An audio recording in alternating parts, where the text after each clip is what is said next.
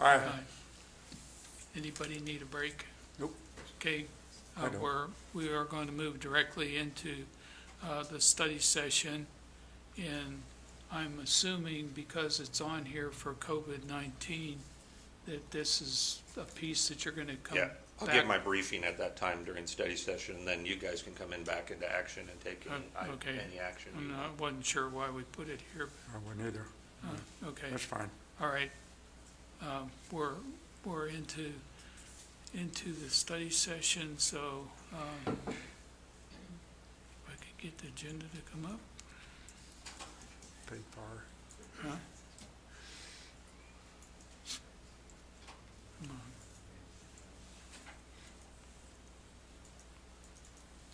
on. Okay, paid call firefighter resignation. Having too much fun. Yeah, Stephen Kaiser turned in his resignation. He's moving over to Halstead. He's pursuing a career over near there, so they bought a house, and unfortunately he had to go. So I'd like to thank him for his years of service and ask you guys to bring that next week. Okay. Okay. All right. Police Department.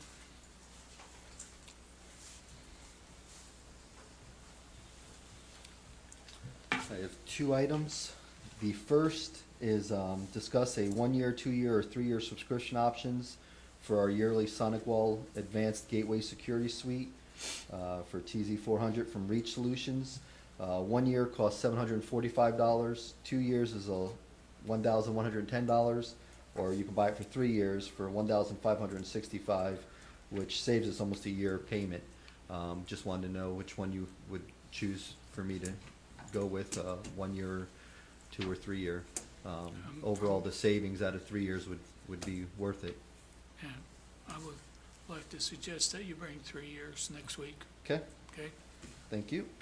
And the second item I have is, it's not a motion right now, but the City of McPherson Street Department to construct a 40-foot by 25-foot long-term vehicle storage area at the McPherson Police Department using old tennis court fencing from the Parks Department for an amount not to exceed $1,227.63. The only thing we would need to purchase additionally would be a gate, so we can put vehicles in long-term parking. This will go on this city property directly behind the animal shelter. Okay? And this is okay with Public Works? Yeah, and that's Okay. for materials. and Yeah. material. Yeah, okay. You'll bring it next week. Okay, Good. Okay, thank you. thank you. Okay, Public Lands and Facilities. Morning. Morning. Several items.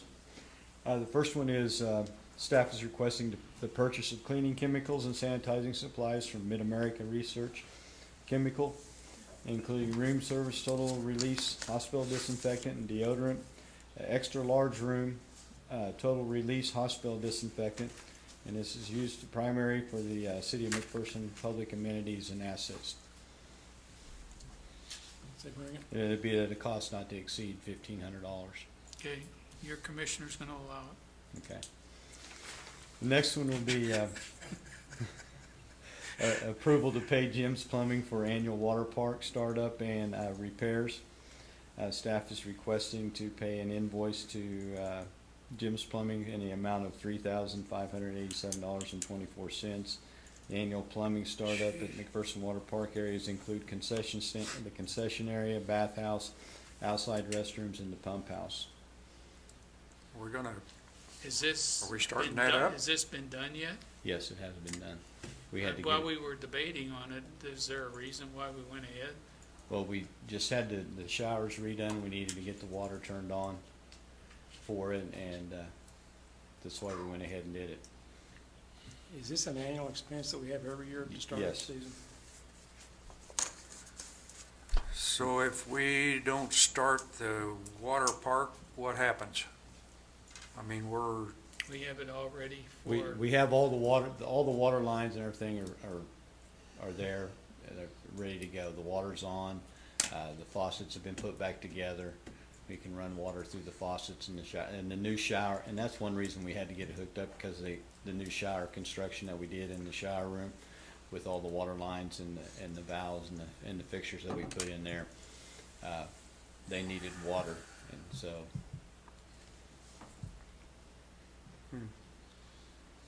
This has nothing to do with pool operation. No. It's Okay. strictly those bathrooms. It's the all- bathhouse. Okay, You're not putting any water in, doing anything with the No, other no, stuff? no. Okay.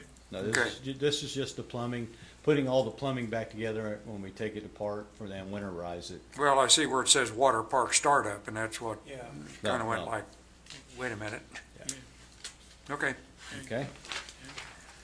The next one is approve an invoice for BPU for labor and materials to change out a water meter at the cemetery for an amount not to exceed $1,628.05.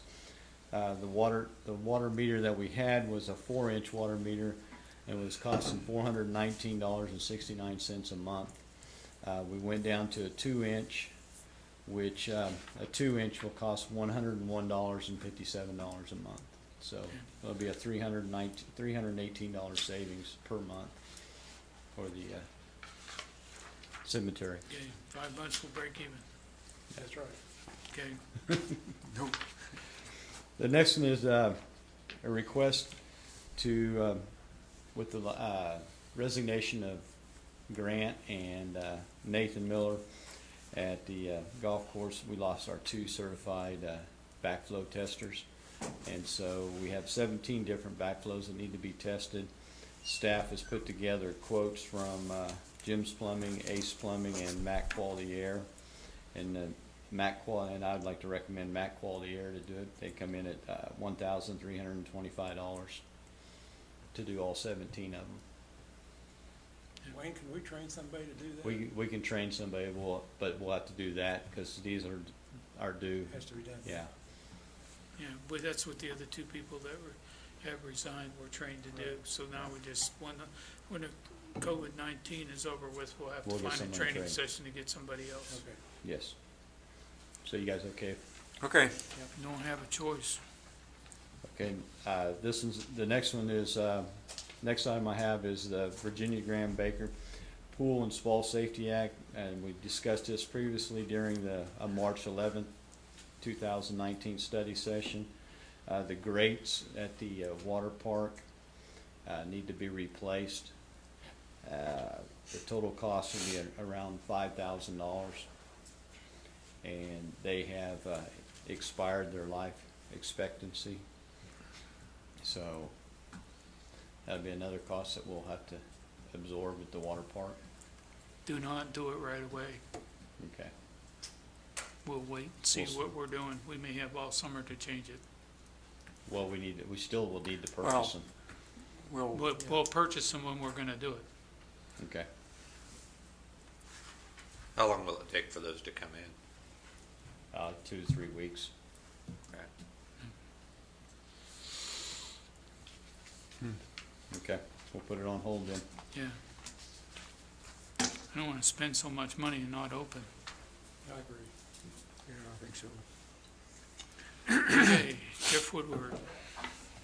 First item I had was the no parking Briarwood to North Glen on Countryside that we talked about last week. I've now received input from 5. We sent letters out to all the adjacent property owners. All 5 were for it. Give them till Wednesday to respond, so probably bring it next week unless we have an overwhelming against it. Which side are you gonna close? Is that Probably the allow sidewalk parking side? on the sidewalk. Sidewalk side, yeah. Okay, Next is the no parking request on Wheeler. I've received no input from anyone on that one. Again, we gave them till Wednesday to provide that. The next item, we opened bids for our 2020 conventional ceiling. We received 2 bids. It's 17,663 feet, or 3.3 miles. Have a list of the streets here that we are going to seal, including part of the cemetery road. The bids were 158 04619 and 153 18910. Circle C paving was out of Goddard was the lowest. We recommend moving forward. It was under the engineer's estimate of 167 to a 132. So I'd like to bring that next week. Good. Okay, sounds good. Next item out of the street department is the purchase of sand plate vibrator. We received 2 quotes. Lowest was from United Rental for $2,050.99. We have 3 Packers. 2 of them are in very poor condition. We'd like to replace just one of those at this time.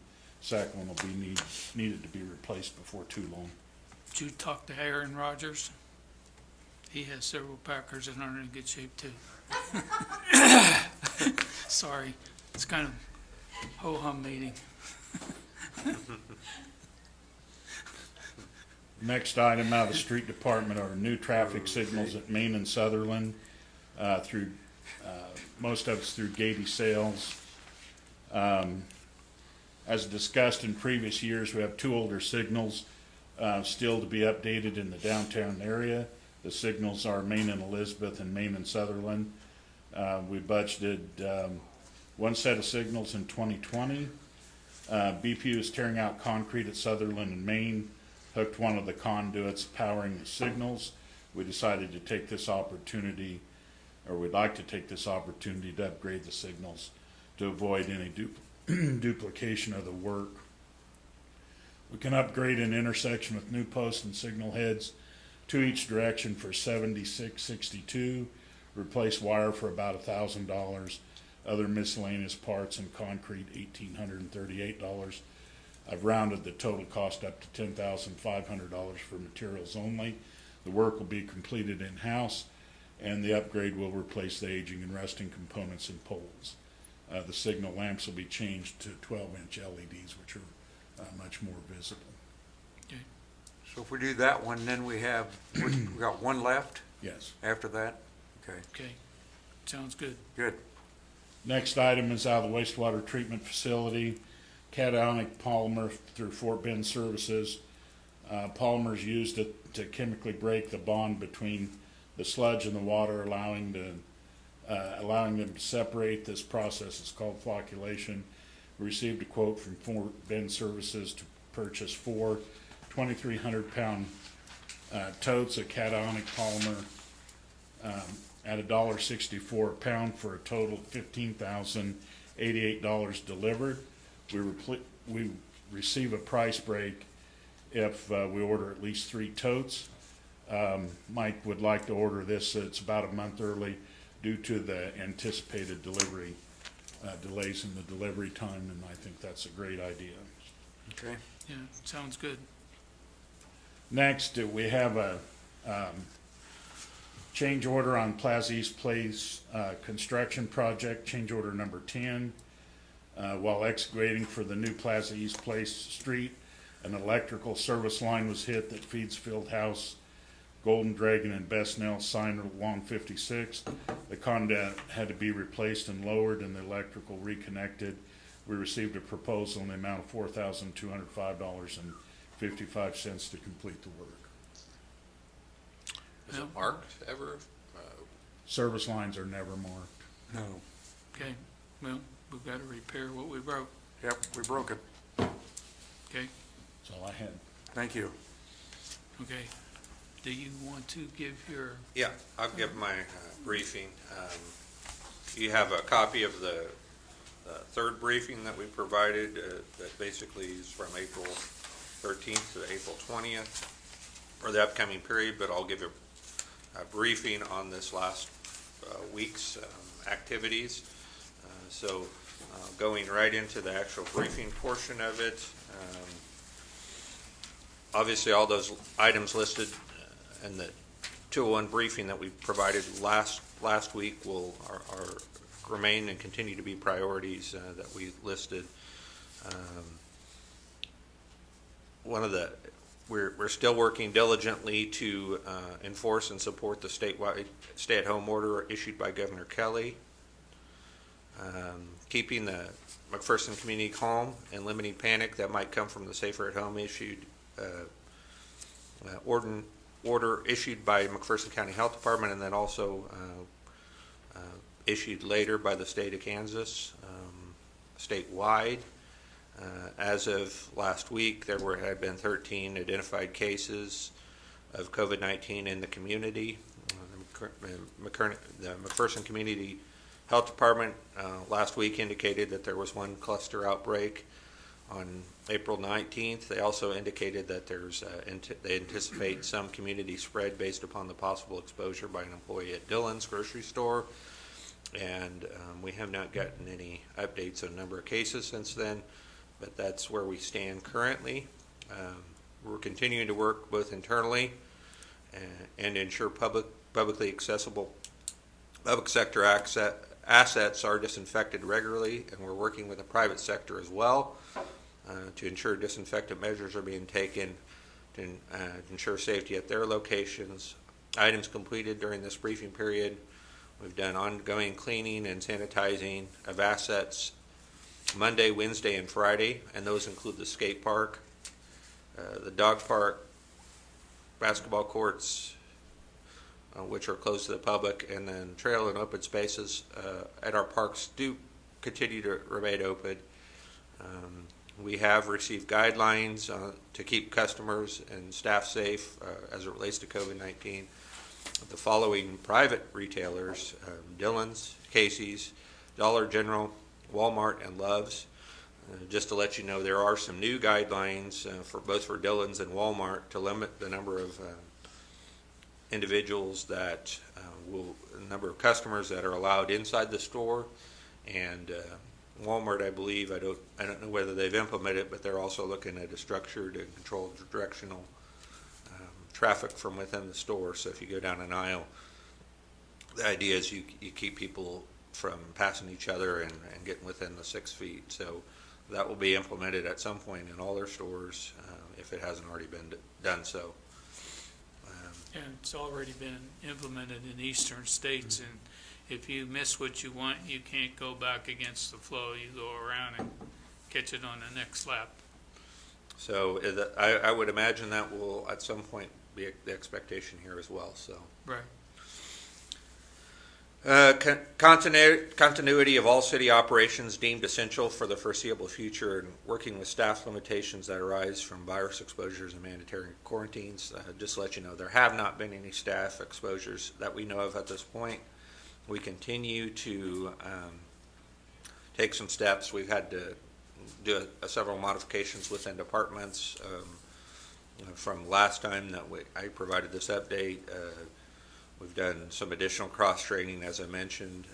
That stuff's taking place, and we continue to work to do various shifts within various departments to be able to make sure that we're able to continue services as we've done.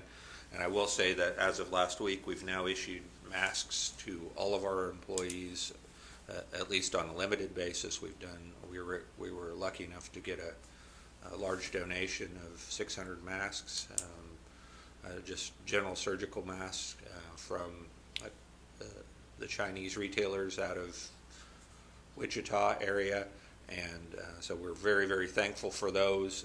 We were able to get every employee a mask. They're not required to wear it at this point, but they're encouraged based upon what the president's mentioned, if they so choose to wear a mask and have that available.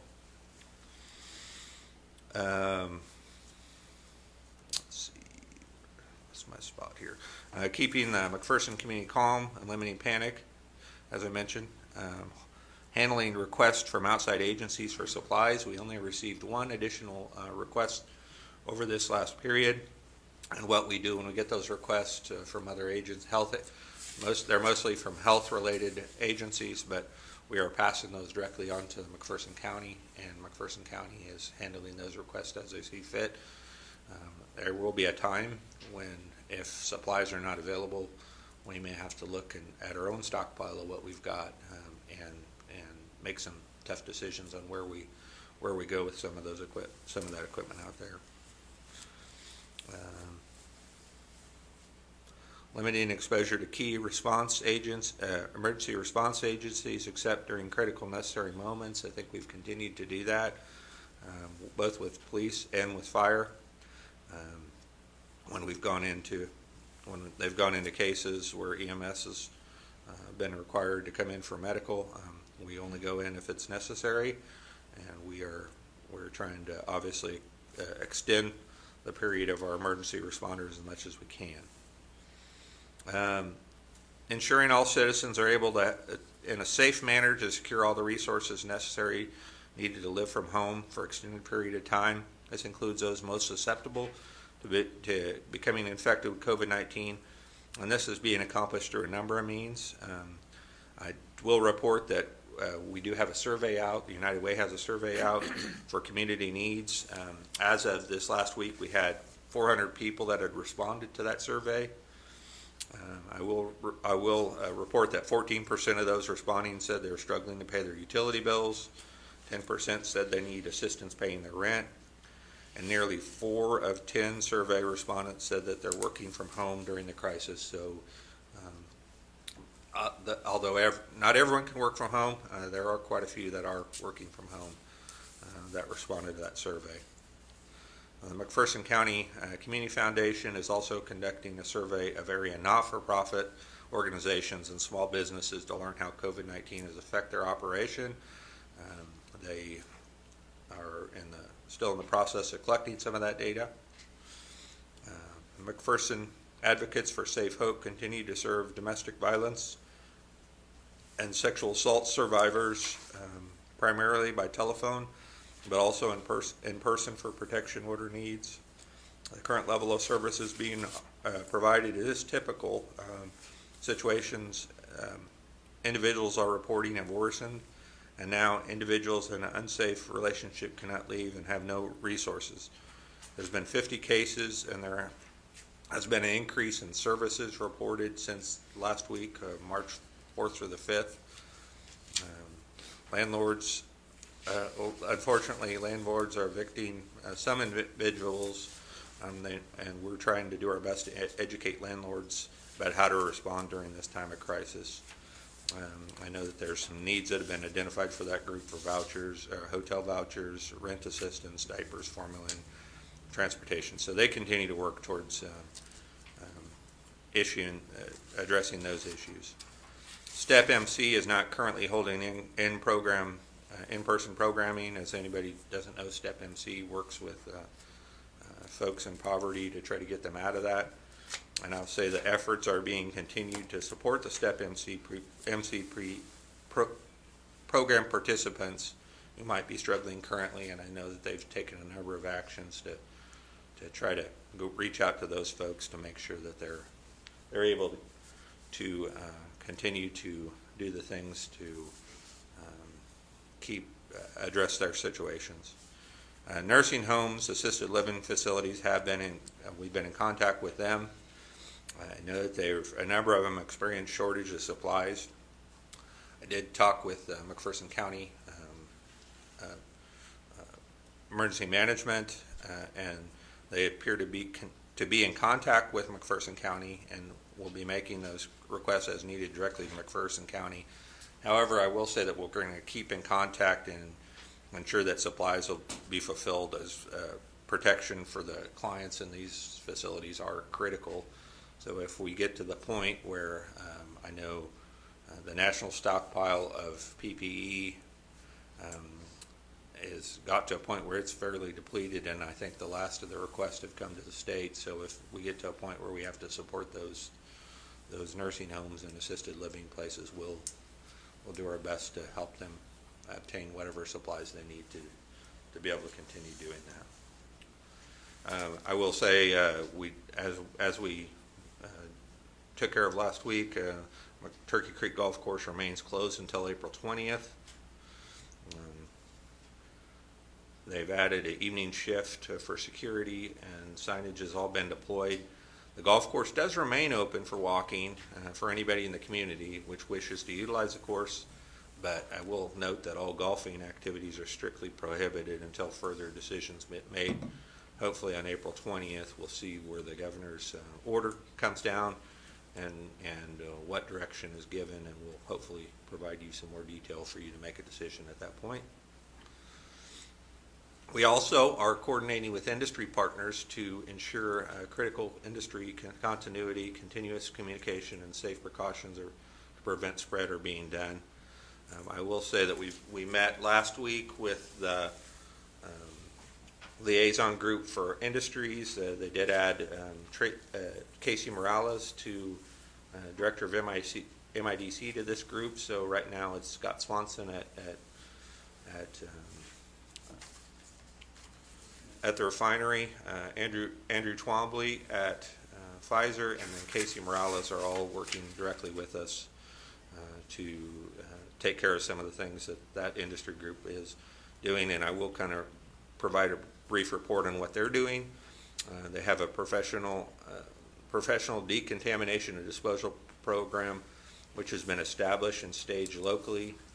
Should the city need any assistance for remediation, decontamination of common interior surfaces, and safe disposal of infected materials, we're working with them. I know the refinery has secured some services that are making available on a limited basis to facilities when it's needed. I won't go into great detail there, but that is a resource available to us if necessary. I don't know if you want to comment any more on that, or is that? No, that's plenty. Okay. The incident industrial liaison team has also met with representatives of United Way, McPherson County Community Foundation, and communication in support of some current initiatives and organizations that these organizations have with supporting county residents and small businesses from the impact of COVID-19. The project will go out to business, industry, and additional private sectors by means of County LAPC and McPherson County Industrial Development Company communications. Some of the things that they're hoping to do is encourage companies and their employees to contribute to a local non-for-profit agencies that are assisting businesses and personal needs throughout the county. Resource information from companies that might be feeling the impact of COVID-19 and how they can reach out privately for additional support. So obviously businesses, individuals, and then communicating the various personal, organizational, and small business surveys available to our county to share information on their needs. And then finally, the industry will be working on a PPE resource list and identifying possible supplies that could be beneficial to those in the front line of COVID crisis in the event that we do run out of supplies. Obviously, finding other suppliers is critical, and the hope is that industry will be able to continue to help us out with that. So we really appreciate everything that group's done, and that group will be sending out quite a bit of correspondence this week, and hopefully we'll continue to gather some additional footing with that as it relates to help that industry can provide. I won't talk much about the food trucks. We discussed that last week, but I think they're all the food trucks that are here are observing the social distancing and the requirements as it relates to COVID-19. To provide a brief update on public information and what was done here in this last period. We did update the HUD site with a number of things: United Way survey, Unemployment Kansas Works, and Kansas Works info was all added. Some of the social media posts put out there. What's a cluster? We defined what that meant when the health department announced what that was. Kansas Works job information was put out. Unemployment information, just putting out information about folks that are unemployed, some pointers and some information put out by the Kansas Department of Labor was sent out. And then the KEFF frequently asked questions for businesses or individuals that question what essential businesses are as defined by the governor's order were. We did put out the frequently asked questions for that. We just recently started a 10-day photo challenge. We teamed up with YPMAC to sponsor this contest. Starting April 12th, they're putting out a daily photo challenge to McPherson citizens through via the McPherson and Kansas Facebook page. Citizens will submit their photos, and winners will be chosen each day. Winners will receive $10 chamber bucks, and they're doing this with hopes of boosting morale and alleviating panic. And so I don't know what the first one was. Your Easter vest yesterday, and today is what your recycling bin looks like when you stuff at home. okay, Chad, in case anybody can hear that, that was what your recycling bin looks like if you since we're all staying home. So just a fun little thing to try to encourage people to stay upbeat during this time. I will say that the Main Street flag, we did have a Main Street flag post put out on social media, and we reached 5,300 people. I do want to thank the commission for agreeing to put the flags out along Main Street last week. I think it was a good addition, and just to show our support for everything that's going on. Also, one thing we did is we added Debbie Hawkinson to our EOC team. Debbie is the McPherson Chamber Director, and she's provided a brief report on some of the things that the Chamber's in the process of doing. And some of the stuff they've been working on is promoting how to support local while adhering to the stay-at-home regulations. Some of the things that they're doing specifically, they continue to update the restaurant guide on a daily basis,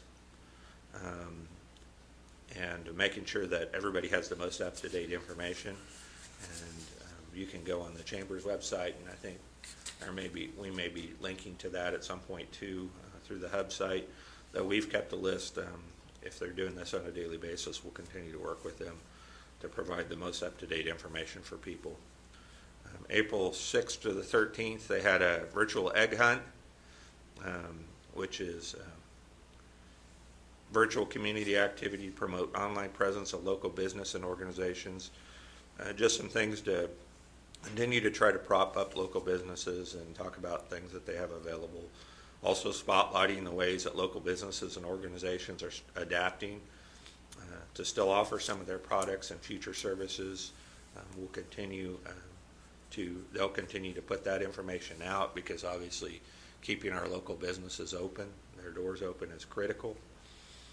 Connecting businesses and organizations with financial resources. They put out a number of various information things to their membership and to anybody, and to small businesses in general. The SBA EIDL loan and advance programs, they put information out on that. The payment the payroll assistance, CARES Act, UI programs, the restaurant relief fund, they put information out about that. I talked a little bit about that earlier. The Kansas Volunteer Commission and the Volunteer Support Mini Grant, and also from a local standpoint, more information on the United Way Community Response and Recovery Fund. So that was just a brief update of all the things that were taken care of this last week. A lot of people busy trying to keep the community going. I will say that if you go on to current and planned actions and strategies and tactics, those didn't really change much.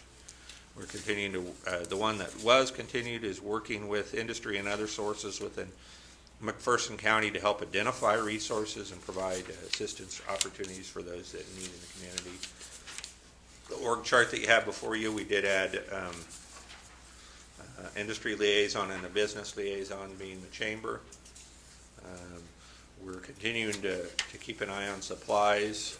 We were successful, as I mentioned, getting those 600 masks. We also were able to order some additional N95 masks, which I think we received. Have we received all 100, or no? We received about half of those, so we'll continue to do that, and we'll continue to make requests as we can. But for other supplies that first responders need, looking at disinfectant wipes and a number of other disinfectant materials, we're continuing to keep our eyes open and the public for that. So that's a brief explanation of kind of the briefing period.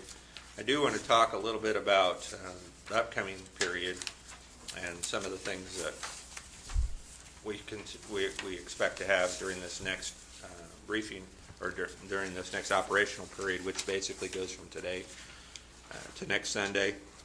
We'll continue to have all those items listed on the operational briefing from this time. Continuing to encourage enforcement of the stay-at-home order.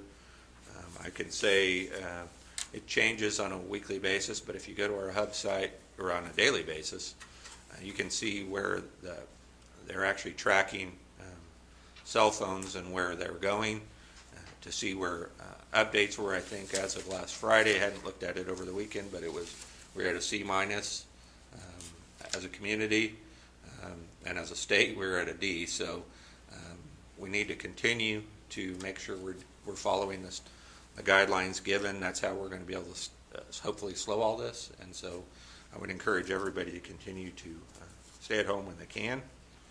I want to emphasize again that this is an aggregate total, and it is all anonymous. It stops there, so nobody has to be concerned about being personally tracked. It's just everybody's data is thrown in a pool, and they rate us on how they think we should have done with the stay-at-home orders. We're continuing to work with outside agencies for their supply, to hear what their supplies are, getting those to the county, because the county's going to be the one that has the access to the state stockpile. But obviously, continue to work with them if that runs out, and we're probably not far from that. Continuing to secure requests of all necessary PPE for all city workers. We'll continue to work to that. As I mentioned, through hopefully through that public supply and through private chains, we'll be able to obtain what we needed as it relates to that. And then, as far as ensuring all citizens are in a safe manner able to secure their resources, we'll continue to support local community fundraising and food bank related activities to assist in ongoing community efforts. I know as we talked with industry, that was a big thing we talked about, is that we need to, this is a tough time for the food bank, for being able to receive supplies from there with the challenges that the virus is bringing. So I think that's going to be a big push, is being able to get financial resources the food bank needs to be able to help people, as we talk about the number of people that might potentially be temporarily unemployed as a result of this. So we'll continue. I think that's a big push that we'll continue to work with over the coming weeks. And then there's a number of things that I want to discuss as it relates directly to some activities that I'll need some input from this policy group and the governing body. One of the things we talked about quite extensively last week and the week before is to develop an action plan if and when the McPherson Water Park will open for the 2020 season. We met, I know Public Land side met and talked with McPherson Recreation Commission. We've been in constant contact with Kyle Roberts, who's the aquatics director. We sat in on our webinar last week with aquatic centers across the state of Kansas. I think there were over 168 people on that call, just talking about various items. Obviously, where this entire, with this virus, where this entire thing falls is a big question mark, and when the curve flattens and life can go back to normal is a big question.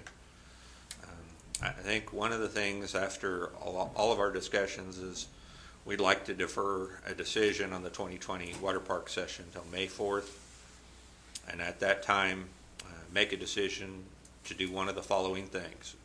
Either we continue the season as scheduled by May 24th, which I think is probably way more aggressive than we'll probably be able to do. We delay the start of the season by no later than June 15th. And I think as we talk about this, if we go much further beyond June 15th, it becomes counterproductive to open.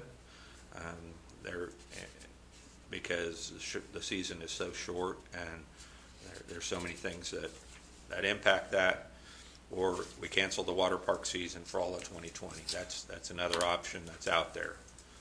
In the meantime, I will say that we're continuing to clean and prepare the pool for regular opening, with the idea that we're limiting any costs that could be spent in the event that the pool season is canceled. So we're not putting any more money into it than what we would otherwise do.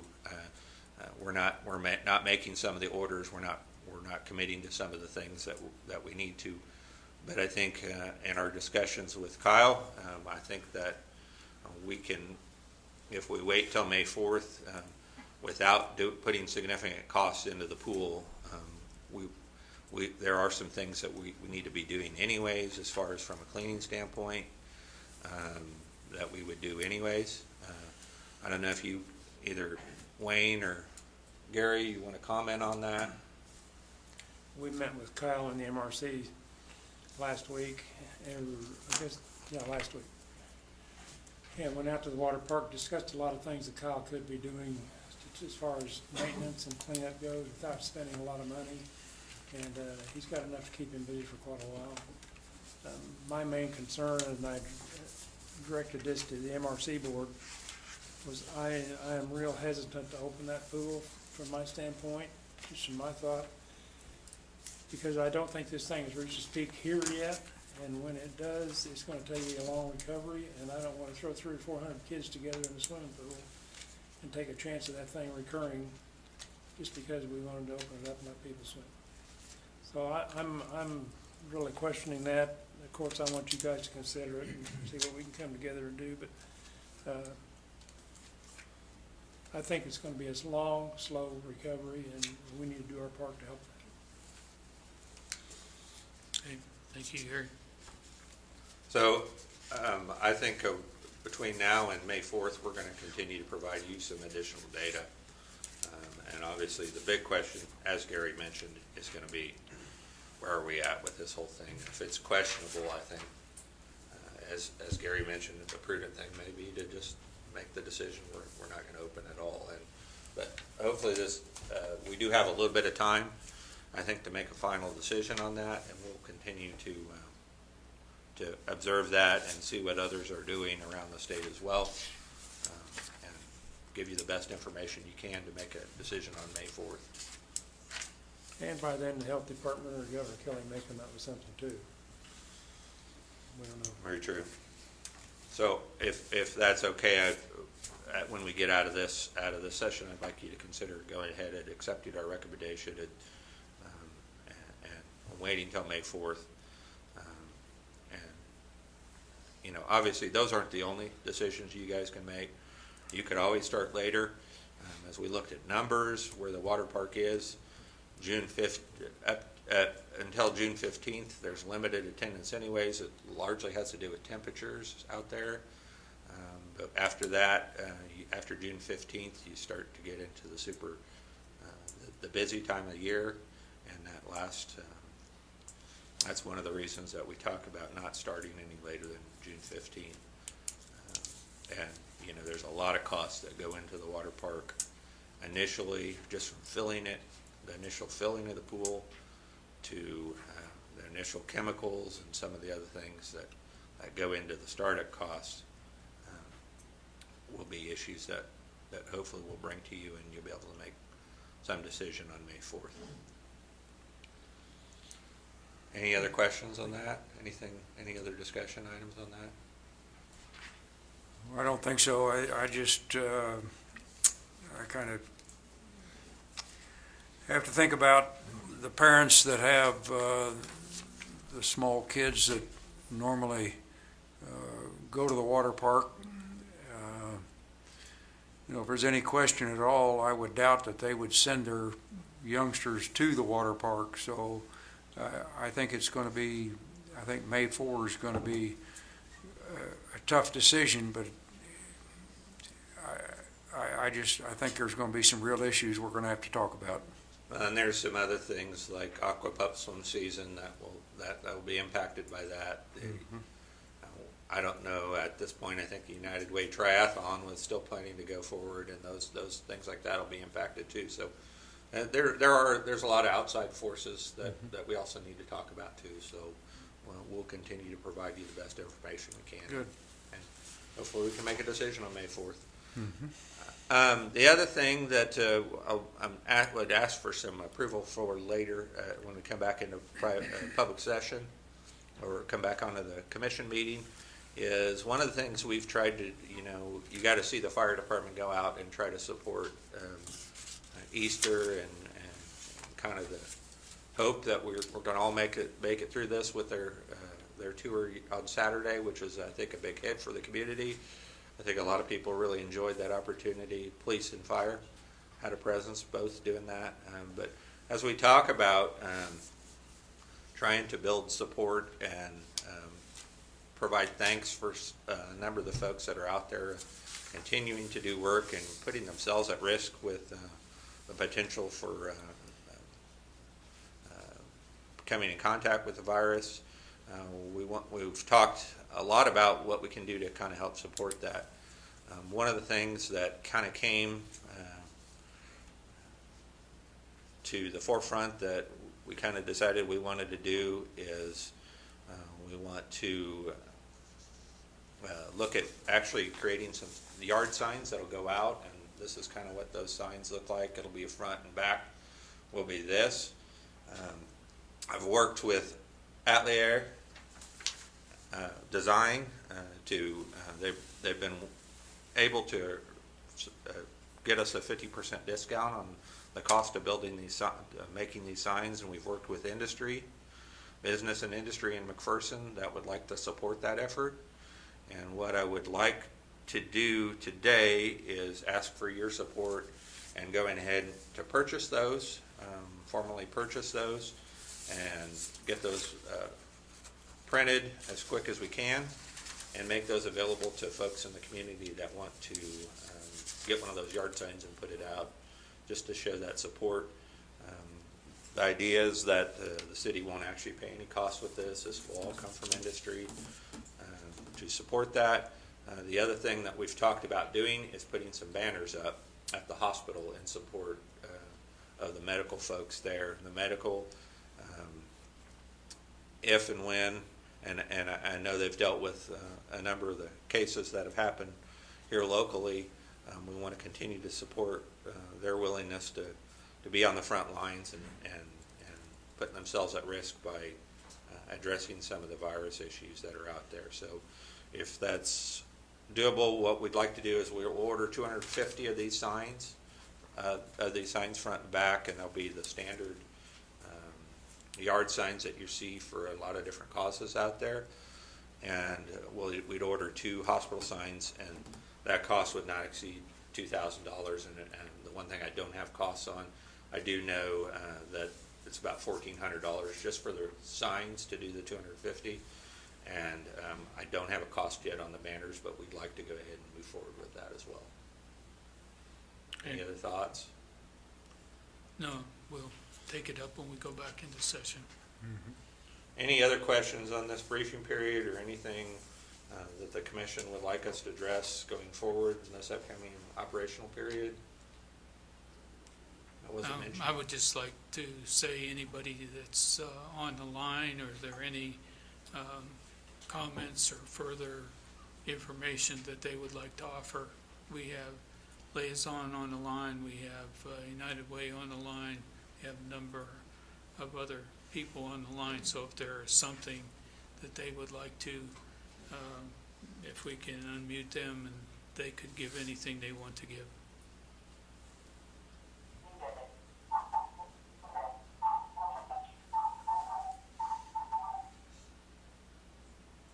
Or somebody wanted to say something on GoToMeeting?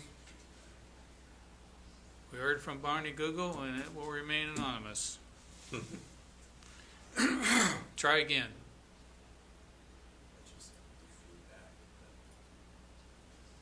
Does somebody have to turn something off?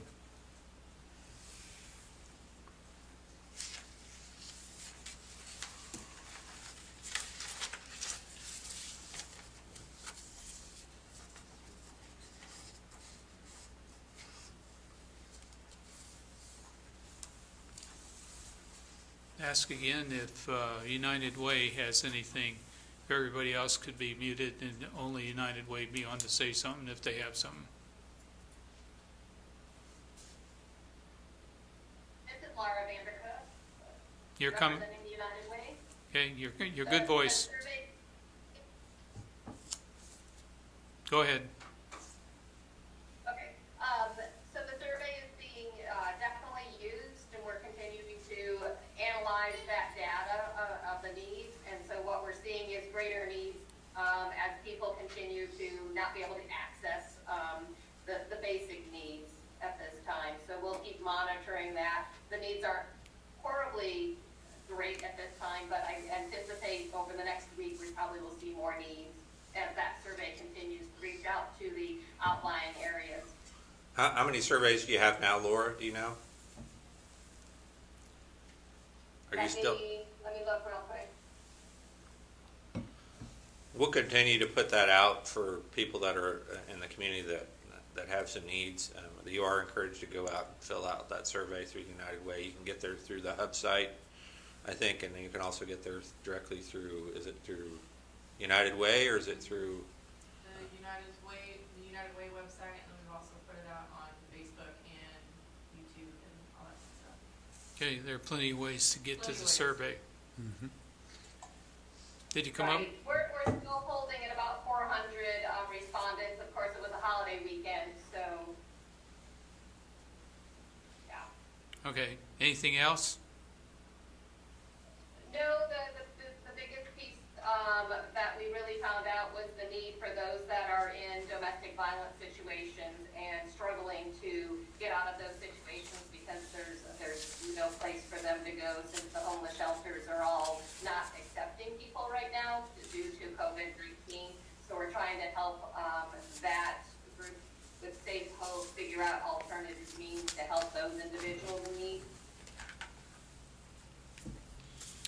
Okay, on some of the financial things, the Ministerial Alliance is a good resource, I would think to some degree, McPherson Community Foundation, but also Ministerial Alliance may be an easy place to go for counseling for some of these people if they can't go somewhere else, that maybe we can heal some of the families that are having trouble.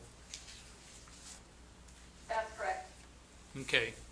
All right, thank you. Thank you. If you want to mute, we'll ask anybody on the liaison group want to add any additional comments.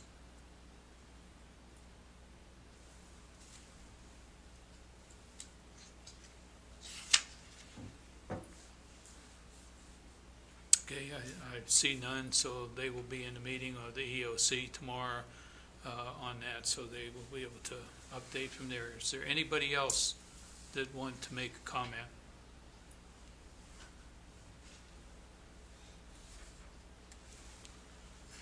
I think as important as we go through another week or two for us, particularly on a website and some of the other things being done to recognize good happenings. And so maybe we will try to figure out a way at the top of our hub site or something. If you have something that's of a really positive nature and either from a not-for-profit organizational type thing or just a neighbor or somebody, turn those in. We'll look at the ones that will help build community morale and try to put those out at the top somewhere so that you can see there are a lot of good things happening in the community, and there are people helping people. There are organizations making an extended effort to help people. Some finance may be needed with groceries, as some of the unemployment benefits are a little bit slower coming than both the state and the federal government had hoped. So if you can help in any way there, that is an important thing. We keep everybody going.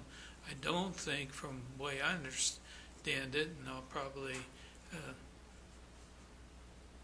overstep what I'm allowed to say, but my understanding is that you cannot be evicted for missing a mortgage payment or a rent payment. So from that standpoint, I think we are still under that piece, and hopefully all the landlords and mortgage companies will operate that, whether they officially have to do it or not, so that we keep people in until we can get back and have business flowing again. But we're probably at least a month away from that happening.